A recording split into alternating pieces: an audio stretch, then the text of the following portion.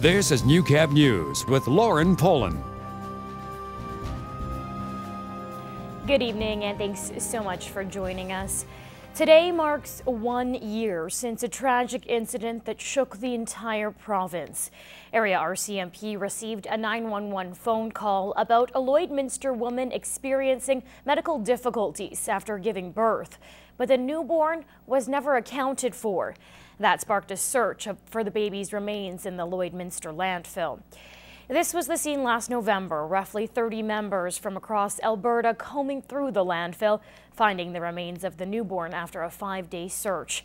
It wasn't until 5 months later that charges were laid against 26-year-old Danielle Jackson. Jackson is charged with concealing the body of a child. She's made numerous court appearances since being charged, all of which have pushed her plea hearing date back further. Jackson's next court appearance is this coming Monday, the 26th. Well, the border city will be getting an official deputy mayor. Newcap first brought you the story yesterday. However, one of the facts we reported was incorrect. We would like to take this chance to apologize and clarify that the new deputy mayor's salary will be approximately 2/3 of the mayor's wage of $95,000 a year. City Council approved the creation of a full-time position serving a 2-year term. One councillor will be elected by a secret ballot during the next regular council meeting. Mayor Jeff Mulligan says the position is vital for the border city. They're at more meetings, they're building relationships, they're getting their message into the hands of decision makers, and we need to make sure that instead of complaining about some of these inequities that result from that we get better at playing the game that allows us to level the playing field. But we all agree in the City Mayor's Caucus, particularly in Alberta mid-sized cities, that it's an imperative that we get more of our elected officials engaged on a more full-time basis. It's a message that everyone has heard at one point or another in their lives, but it's still somehow missed. Simply don't drink and drive. It is very simple, yet people still are doing it. The Lloydminster RCMP is hoping to change that, though, and drive that message home at a younger age. Will Cortez explains. Don't drink and drive, and that no matter who does it, it can always hit close to home. An inside look at the consequences of drinking and driving. Reduce motor control. They can't handle things. They're fumbling. They can hardly hold the keys. Literally, for some, the message hits close to home. Some of the videos were going right past my house.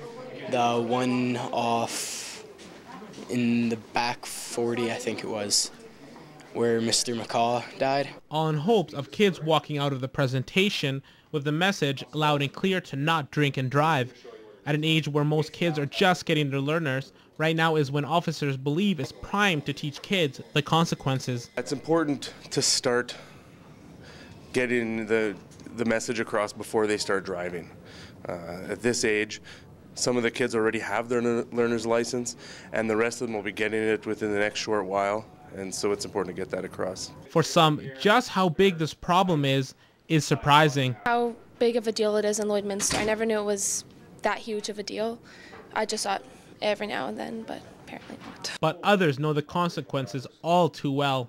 Not blood grandma, but she lost 2 kids to drinking and driving.